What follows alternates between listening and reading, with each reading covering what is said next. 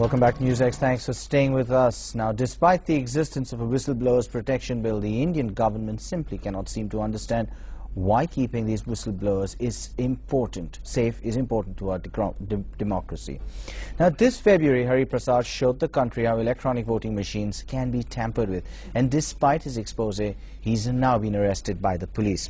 What's worse is he's been charged with stealing one of the machines. On Sunday, the court remanded him to 4 days of judicial custody, and his hearing comes up on Thursday. Hari Prasad, though, says he won't back down and will continue to expose flaws with the machine. And despite Prasad's expose this year, the Election Commission still insists that the machines are tamper-proof.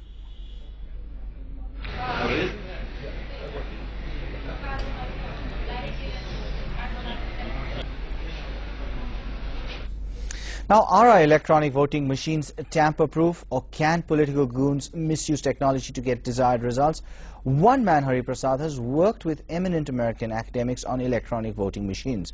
These academics are from world-renowned universities, including Princeton, Stanford, MIT, and Harvard. This is a film made by Hari Prasad, and this is the film that the government does not want you to see.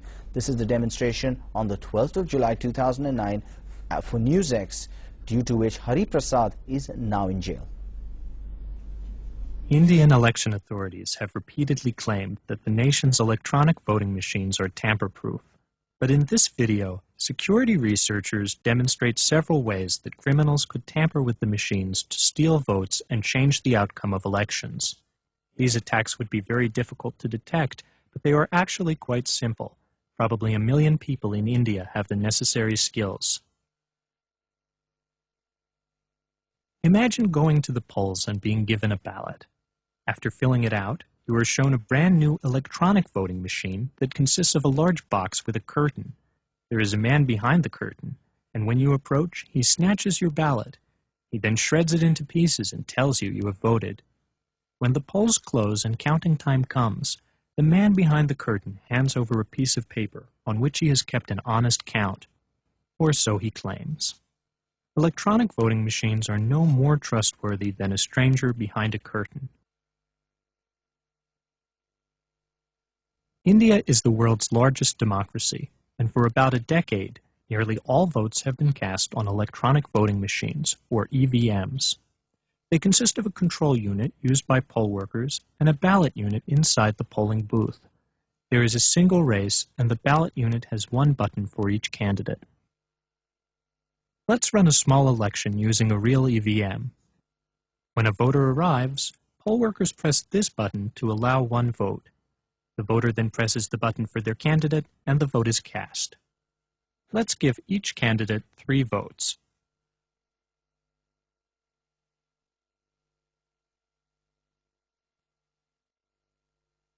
Later, the votes are read from the EVM during a public counting session.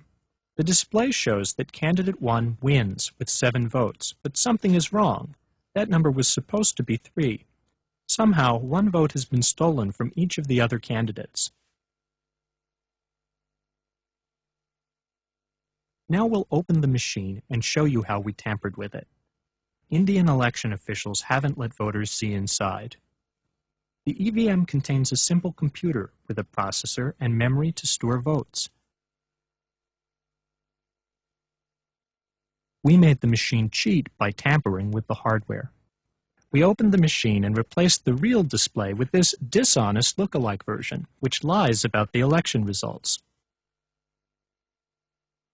As you can see, the 2 displays look nearly identical. We built our version in a few weeks from parts costing just a few dollars. Under the displays, we hid a small chip that replaces the real results with dishonest ones, and a Bluetooth radio that lets us wirelessly signal who should win. Criminals could install a dishonest display at any time before the votes are counted, possibly years before the election. Here's a second way criminals could cheat. They could also change votes while the machines are stored between the election and the public counting session. To prove this, we built a small vote-stealing tool. It has a dial to select the winning candidate, and it clips directly to the memory chips that store the votes in the EVM. The attacker just attaches it momentarily, and it rewrites the votes. This attack leaves no traces and makes sure our favorite candidate wins. Another alarming problem is that the software that counts the votes is stored in chips that are designed so that the software cannot be read back out. This means not even the Election Commission of India, India's highest election authority, can verify that the correct software is in the EVMs. Yet the software in the chips could be dishonest, or the real chips could be replaced by dishonest lookalikes, and nobody could tell. Meanwhile, experts for the Election Commission of India seem to think that the fact that nobody can verify the software actually makes the EVMs more secure. Remember the man behind the curtain? What if that unreadable code is dishonest? Indian elections employ safeguards against fraud, but this does not prevent our attacks. One safeguard is that poll workers perform a small mock election to test the machines before voting starts. However, it would be easy to program a dishonest machine so that it cheats only after hundreds of votes are cast. Everything would seem normal during the mock election, but the real election results would be dishonest. Another safeguard is that election officials place seals on various parts of the machine. Yet these seals are easy to tamper with. Most consist of a sticker or a piece of string and some red wax. Scientists don't really know how to make seals that cannot be cheaply faked or tampered with, even in applications such as nuclear facilities. Low-tech voting machine seals are an extremely weak defense.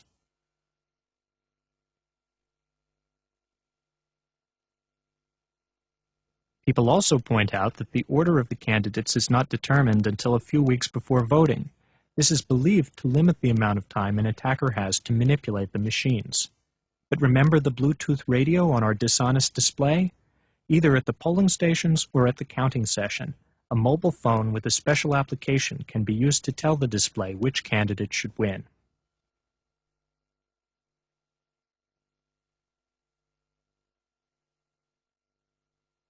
You have witnessed attacks that can change election results on real EVMs in real scenarios.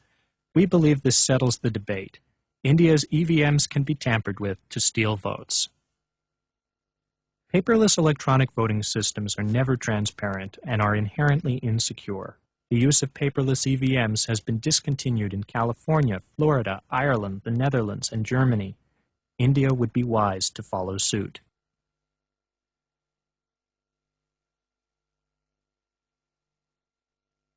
For more information, visit indiaevm.org. Well, and there you had a look at how these machines can be tampered with. Joining me live is Mr. Prasad in my studio and Preeti Gupta live from Bombay. Thank you so much for joining me. Mr. Prasad, now we saw this. The first thing that I want to ask you is that, look, tampering of machines, this is a man, a whistleblower who's shown us what is possible, the world's largest democracy, and he's in jail. Yes, absolutely. This is shocking because he's actually a champion for democracy and he should be honored rather than being put into jail. The Election Commission has been, in fact, harassing people and running down people who have been questioning the credentials of the electronic voting machine for a long time, and he has been made a target. But people have been working on the vulnerability of electronic voting machines right from the time of the 1989 elections, and really they came to head around 2003 when a lot of us went to the courts and tried to get a fair hearing from the Election Commission, but the Election Commission even refused to listen to us and kept insisting that the machines were tamper-proof.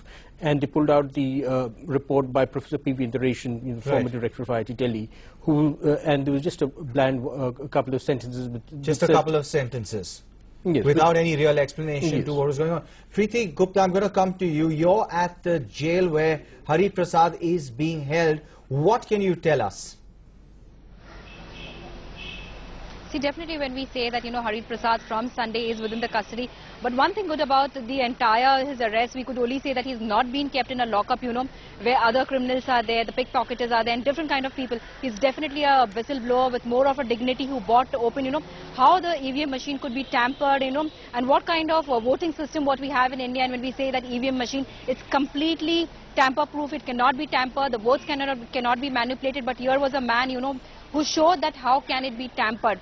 So now at present he is in MRMR police station where we are standing at present, and he's inside the police station talking to his lawyers, trying to find out a way where on 26th of August, again when he's produced in the court, will the court give him a further custody or will he get a bail? Mohit. Right. Okay. Mr. Prasad, I'm going to come back to you. Now, you said gentleman from IIT says it can't be tamper-proof, but you have a document with you. You can show that to our viewers, which is made by some of the most renowned experts in the world, which claim just the opposite.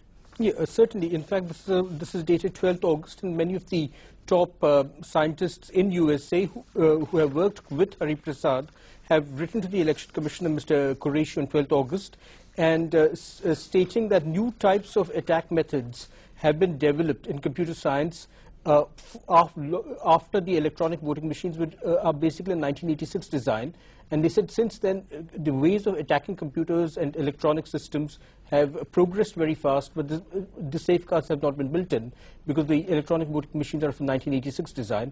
And they are casting serious doubts about the security, the verifiability, and the transparency of the electronic voting machines. This has been signed, this letter to Qureshi has been signed by some of the top technologists in the world. Ariel Feldman of Princeton, David Dill of Stanford, Ben Adil of Harvard. Right, there are about 20 names on this, all from some of the top institutions from around the world. Certainly a slap on the face for India's greatest democracy, well, for the world's greatest democracy, one of the world's greatest democracies, India. And certainly rather than deal with the issue, what do? They pick the man who finds the problem and put him in jail. Preeti, thank you for joining me. Mr. Prasad, thank you for joining me too. We'll take a short break here on NewsX. We'll come back. There's a lot more. Stay tuned.